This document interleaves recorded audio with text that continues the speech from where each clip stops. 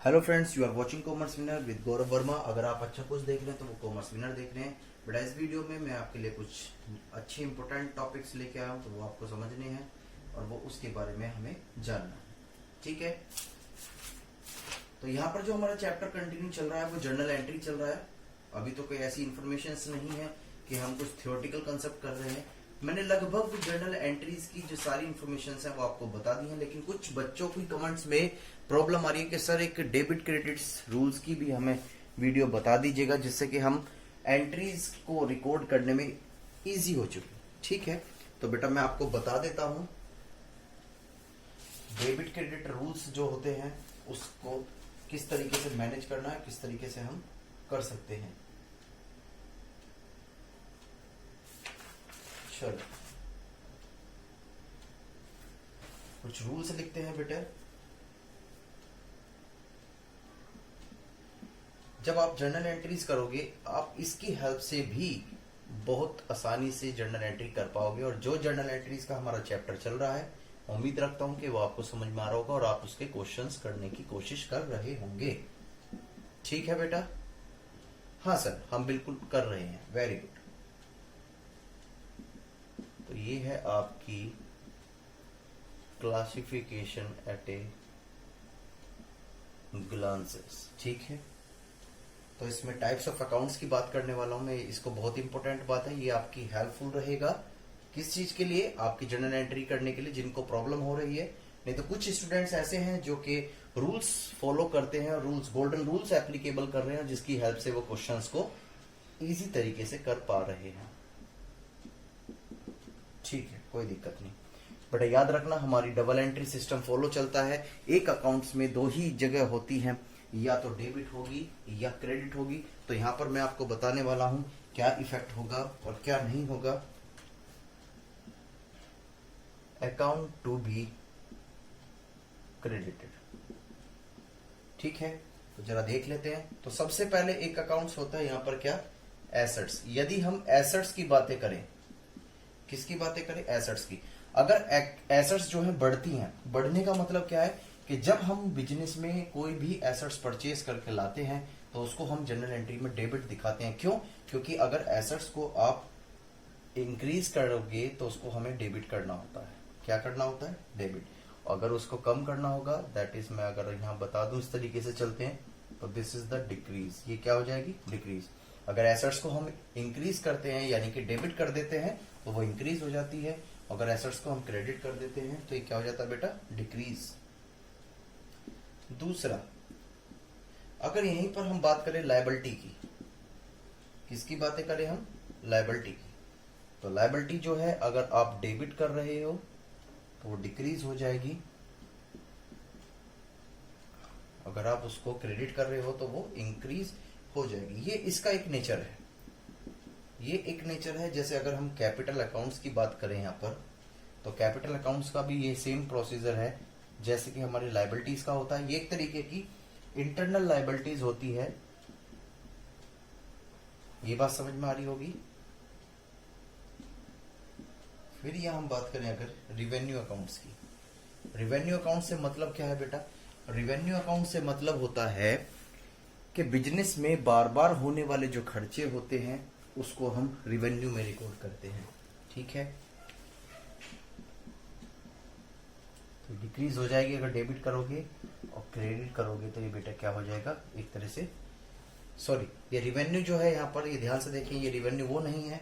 Revenue यहाँ cell से related की बातें हैं। सॉरी, मैं गलत समझ गया इस बात को, I am so very sorry. तो यहाँ पे एक्सपेंसेस अकाउंट है। रेवेन्यू यानी कि जब हमारी इनकम इंक्रीज होती है तो वो क्रेडिट होती है, अगर इनकम हमारी कम होती है तो बेटा वो क्या होती है? डिक्रीज होती है। यानी कि अगर डेबिट होती है तो वो डिक्रीज होती है, यानी कि कम हो रही है। अगर इनकम हमारी क्रेडिट हो रही है तो उसका मतलब क्या? कि हमारी इनकम जो है वो इंक्रीज हो रही है।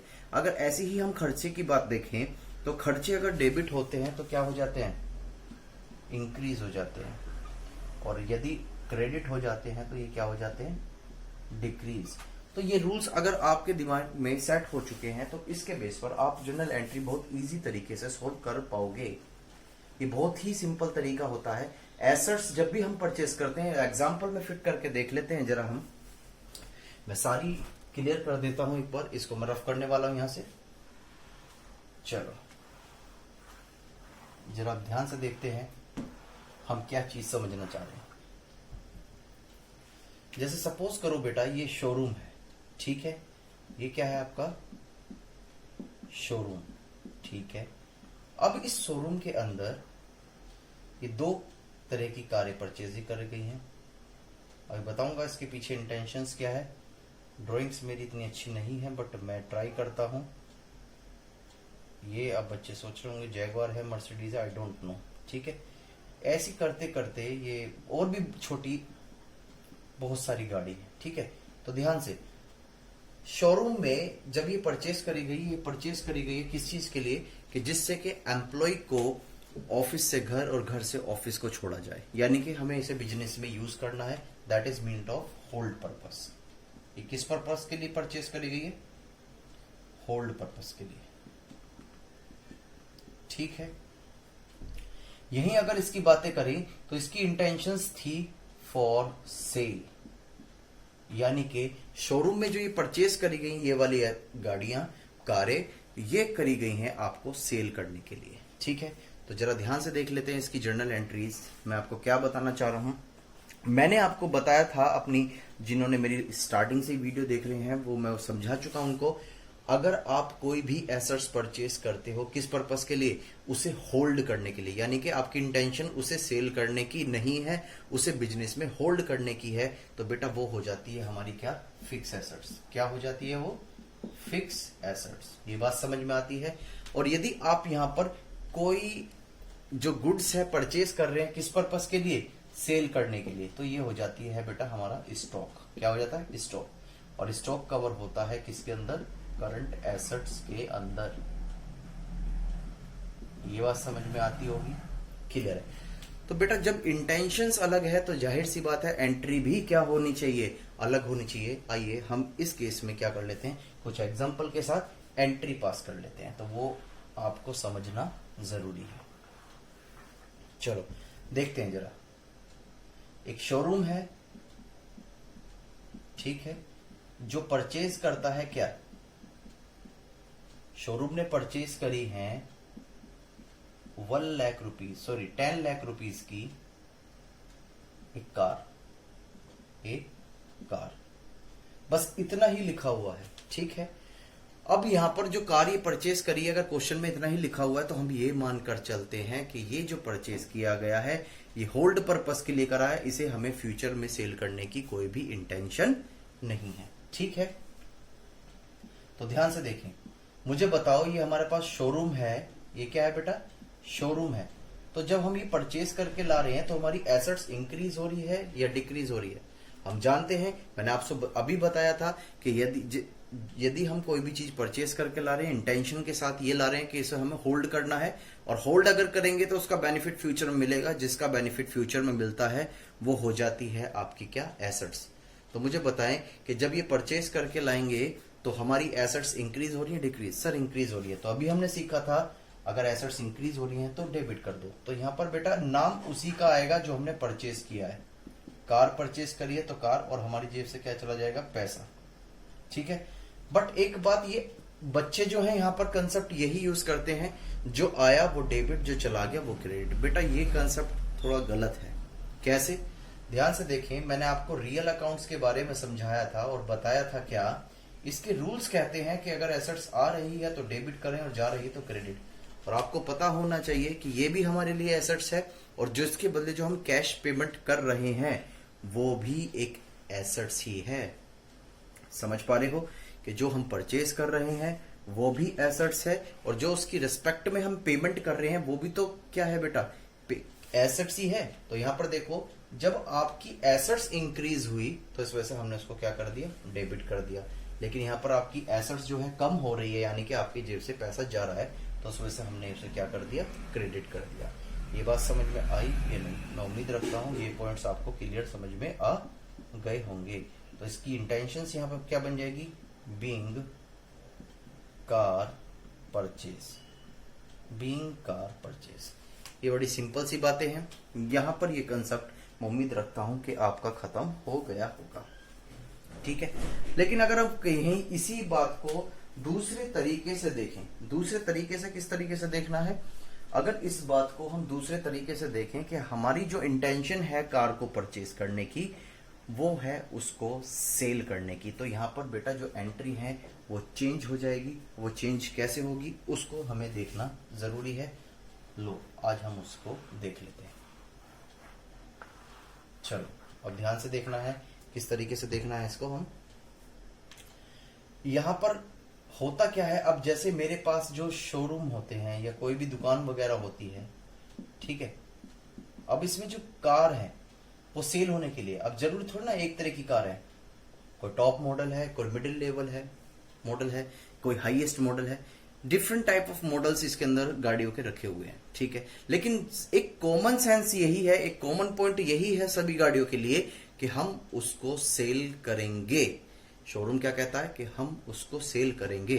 तो मुझे बताओ कि जब आप कार परचेज करोगे तो क्या डिफरेंट डिफरेंट कार के नाम डालोगे? नहीं। तो लो कहता है अगर आपने कोई भी चीज परचेज करी है केवल इस इंटेंशन के साथ कि आप उसे फ्यूचर में क्या करोगे, सेल करोगे। क्या करोगे? सेल। ये बात समझ में आती है? तो उसको आप एक अकाउंट में डालें जिसका नाम होता है क्या, परचेज अकाउंट। किस अकाउंट में डालें? परचेज अकाउंट में।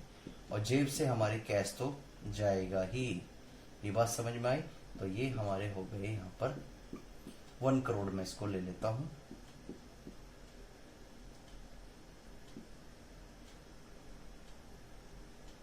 ये बात समझ में आई? यानी कि बीइंग गुड्स परचेज। तो यहां पर थोड़ी सी बच्चों को प्रॉब्लम आ रही थी, तो वो प्रॉब्लम मैंने क्लियर करी है।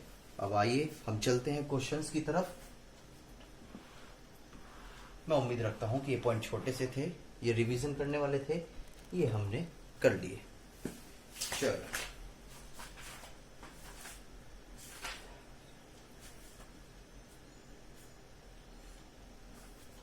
आज हम कुछ एंट्रीज देखने वाले हैं। कुछ मैं जैसे जैसे ट्रांजेक्शन्स करूंगा तो आपको प्रॉपर फॉर्मेट में जिस तरीके से मैंने आपको सिखाया उस तरीके से आपको करना है। जैसे पहली एंट्री है यहां पर क्या, स्टार्टेड बिजनेस विद कैश। ये ध्यान से, हमने बिजनेस स्टार्ट किया है विद कैश। तो बेटा ध्यान से, बिजनेस के अंदर क्या आया सर? कैश आया। और ये हमारे लिए क्या, एसेट्स है। और जब एसेट्स इंक्रीज होती है तो उसको हम सर क्या करते हैं, डेबिट करते हैं। इस वजह से कैश को यहां पर हम क्या करने वाले हैं, डेबिट। तो that is cash account debit.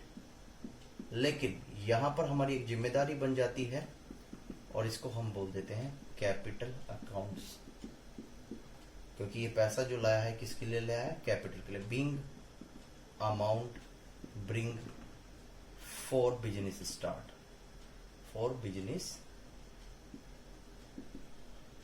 Start. यहां तक मैं उम्मीद रखता हूं कि आपको कोई प्रॉब्लम मेरे हिसाब से नहीं होगी। क्लियर है ये बातें? एक एक ट्रांजेक्शन्स करते रहेंगे और क्वेश्चंस करते रहेंगे। इसके बाद कहता है क्वेश्चंस क्या, कि cheque deposit from saving account in the firm's account. ध्यान से बेटा देखो क्या लैंग्वेज रख दी, बात ही कहने का तरीका चेंज कर दिया जिससे बच्चा कंफ्यूज हो जाए। लैंग्वेज क्या है, deposit cheque from saving account इन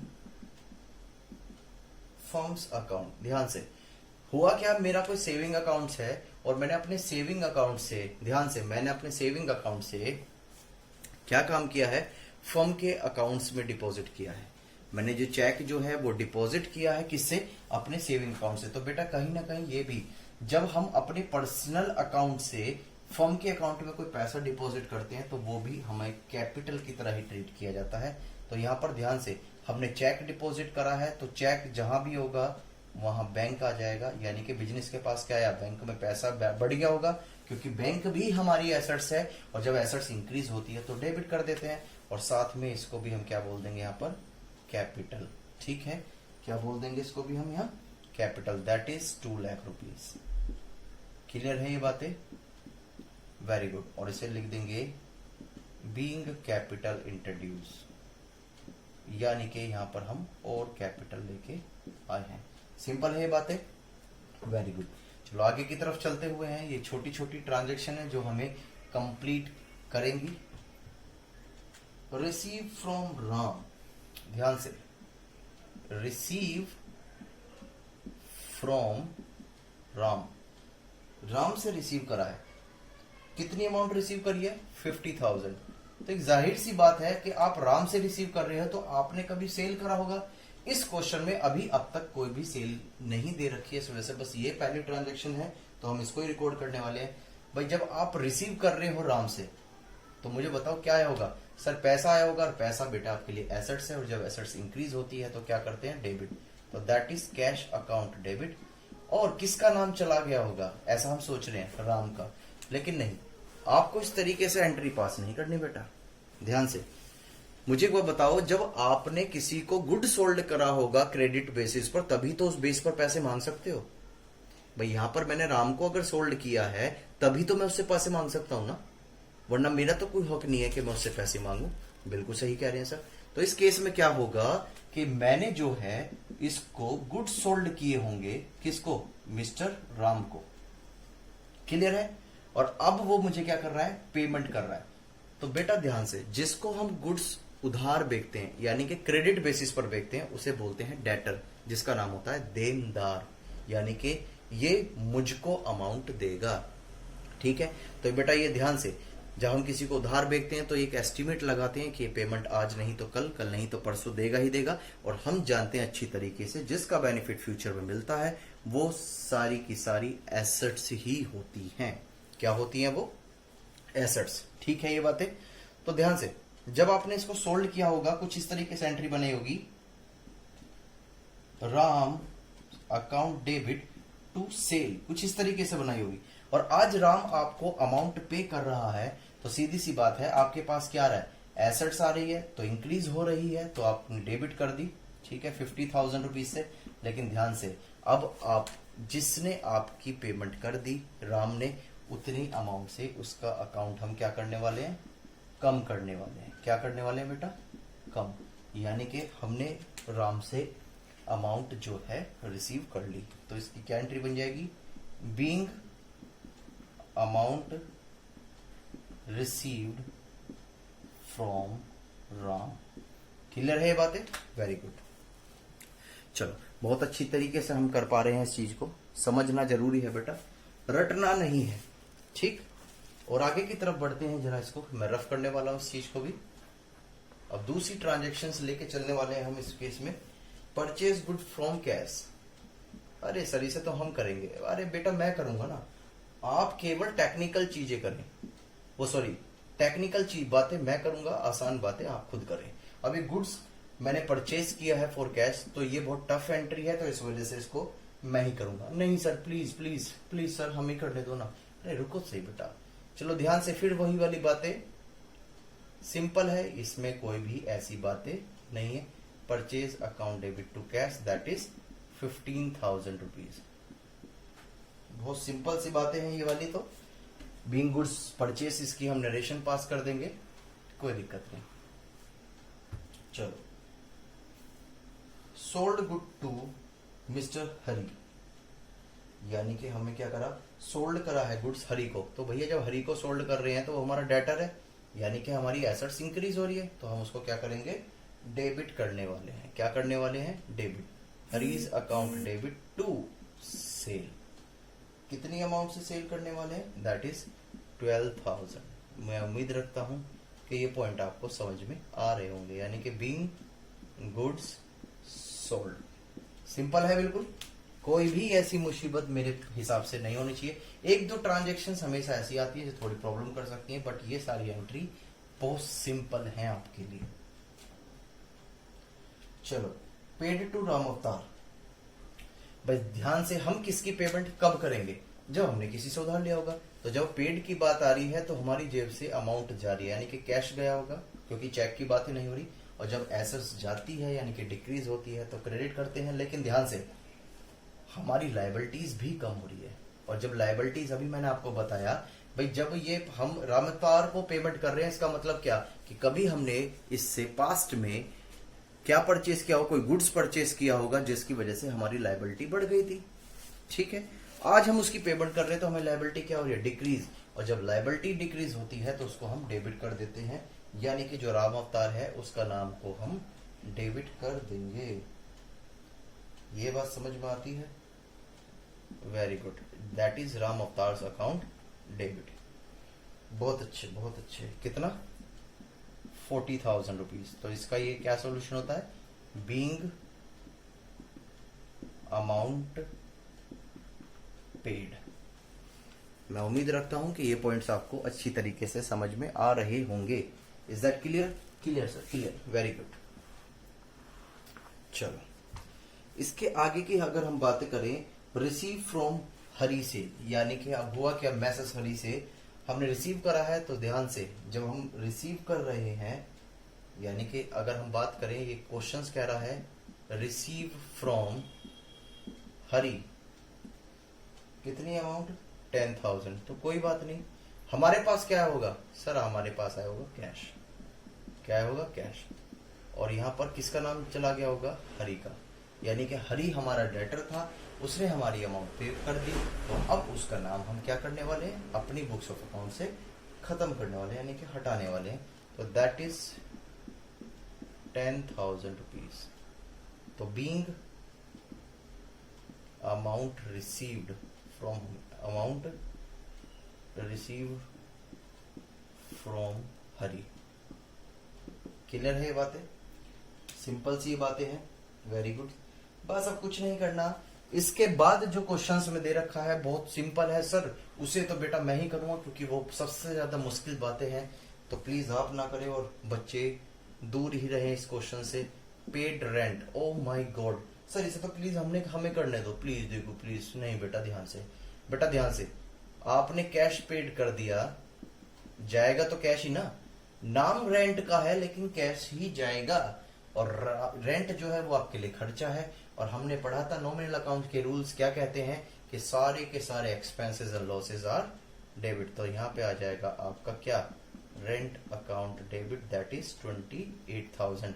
और यहाँ पे बैलेंस में क्या आ जाएगा, बीइंग रेंट पेड। मेरे हिसाब से बहुत सिंपल बातें हैं। इसके बाद सही यहाँ पर सैलरी पेड की बात करी है, तो रेंट की जगह अगर हम यहाँ क्या कर दें, सैलरी वर्ड जोड़ दें, तो मुझे नहीं लगता कि यहाँ पे आपको कोई प्रॉब्लम आने वाली है। दैट इज 50,000 रुपीज की, यानी कि salary account debit to cash. यहां पर हम सैलरी को लेने वाले हैं, कितनी अमाउंट से, 50,000 की अमाउंट से। क्लियर है ये बातें? यहां तक बहुत सिंपल सी बातें होती जा रही हैं, कुछ भी ऐसा ना रहा। मैं उम्मीद रखता हूं कि बेटा 1-2 दिन के अंदर हम इसको चैप्टर्स को फिनिश करने वाले हैं जर्नल एंट्रीज के, क्योंकि मैं उम्मीद रखता हूं कि आप सभी इस एंट्रीज को कर रहे होंगे। जो भी 1-2 एंट्रीज बच जाती हैं, कोई भी 1-2 एंट्रीज बच जाती हैं तो कोई प्रॉब्लम नहीं है, आप क्वेश्चंस मुझे कमेंट्स बॉक्स में दे सकते हैं, कोई भी ऐसी दिक्कत नहीं है। बट मेरे हिसाब से कि आपको कोई भी प्रॉब्लम ऐसी नहीं होनी चाहिए। तो इसी बेस पर क्या कुछ और देख ले, तो यहाँ पर हम एंट्री अच्छी तरीके से कर पा रहे हैं, कोई ऐसी प्रॉब्लम नहीं मुझे देखने के लिए मिल रही है। और परचेज जीएसटी की एंट्री भी आप अच्छी तरीके से कर पा रहे होंगे, वेरी गुड। चलो,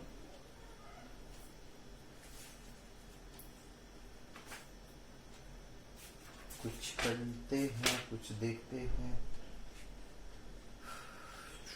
चलो चलो, कोई बात नहीं।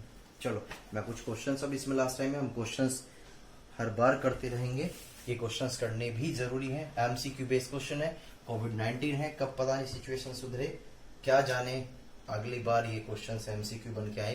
तो मुझे बताएं बेटा, डेबिट मीन्स क्या होता है? अगर मैं पूछ लूं डेबिट का मतलब क्या होता है, तो मुझे बताओगे क्या? अगर मैं बात करूं an increase in an assets, क्या एसेट्स में इंक्रीज होता है? दूसरा, अगर मैं पूछूं एन इंक्रीज इन लायबिलिटीज, क्या ऐसा होता है? अगर मैं थर्ड पॉइंट पूछता हूं, थर्ड पॉइंट बोथ या डी पूछता हूं नन, तो आप मुझे इसका आंसर बताइएगा। डेबिट मीन्स क्या होता है? सर कुछ बच्चों ने बताया कि डेबिट मीन्स होता है एन इंक्रीज इन एसेट्स। ध्यान से, बिल्कुल सही, बट हमें करना है कि डेबिट किससे सही बैठ रहा है। अगर आपकी लायबिलिटी इंक्रीज होती है तो क्रेडिट होती है, बोथ हो नहीं सकता। नन इसमें से क्यों नहीं है? क्योंकि यहाँ पर लिखा हुआ है कि एसेट्स अगर इंक्रीज होती है तो वो डेबिट होती है, तो इसका मतलब पहला आंसर इसका सही आ जाएगा। ठीक है ये बातें? चलो वेरी गुड। ये क्वेश्चंस हर क्लास में हम एंड में, जो एंड की जो 5 to 10 मिनट्स होती हैं उसमें हमें यही करना है। क्वेश्चंस तो हमारे करते रहेंगे। अगर आपसे मैं पूछूं क्रेडिट मीन्स क्या होता है, तो बहुत सारे बच्चों के दिमाग में क्या चल रहा होगा? यस मैं समझ गया, और यहाँ पर बच्चों के आंसर भी आने लग गए हैं। मैं देख पा रहा हूं इंक्रीज इन एसेट्स। नहीं सर, अगर एसेट्स इंक्रीज होती है तो हम डेबिट करते हैं, तो बेटा क्या होगा बता दो प्लीज। सर क्वेश्चंस आगे तो लिखें, ठीक है। And increase in liabilities, that is, यही सर इसका सही आंसर है। प्लीज आगे ना लिखें, क्योंकि हम इतने होशियार हो चुके हैं कि हम इसको समझ सकें। वेरी गुड, आपने आंसर सही दिया है सभी ने, तो मुझे आगे राइट डाउन करने की कोई भी जरूरत नहीं है, ठीक है। देन इसके बाद थर्ड क्वेश्चंस की अगर हम बातें करें इसके अंदर, तो मैं इसमें ये जो थर्ड क्वेश्चन है इसमें चलो देख लेते हैं थोड़ी सी बातें। ये क्या बोलता है? A sale of goods. बेटा गुड्स की सेल करी है किसको? टू राम को, ठीक है। For cash is debited, very good.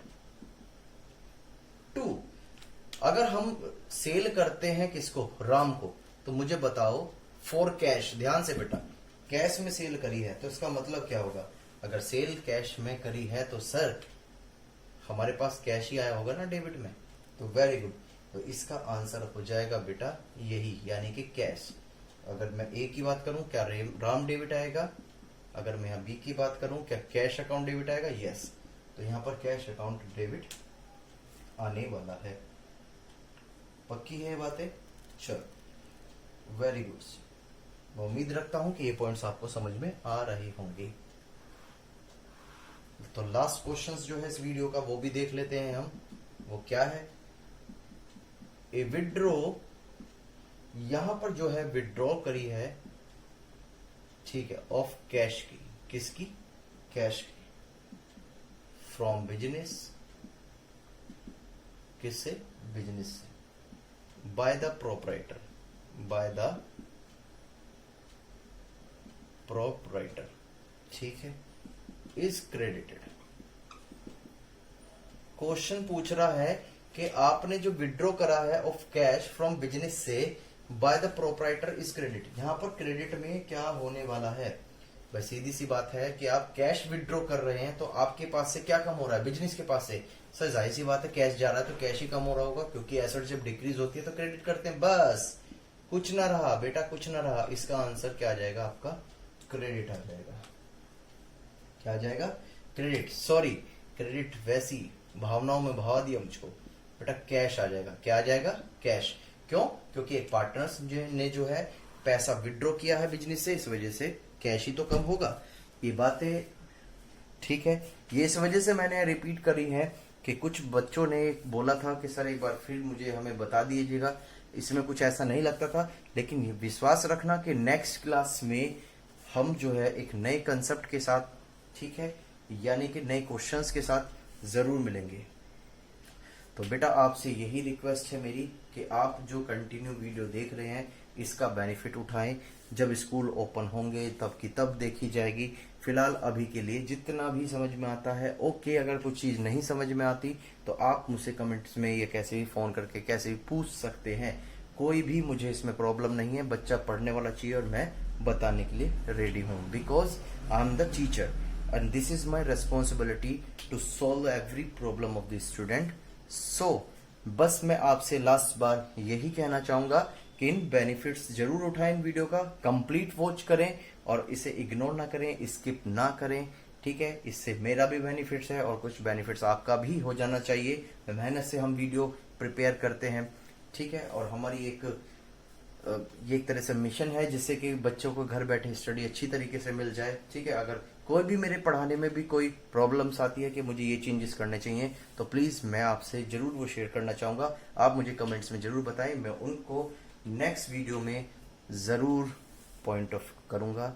ठीक है, तब तक के लिए bye bye and thank you and take care.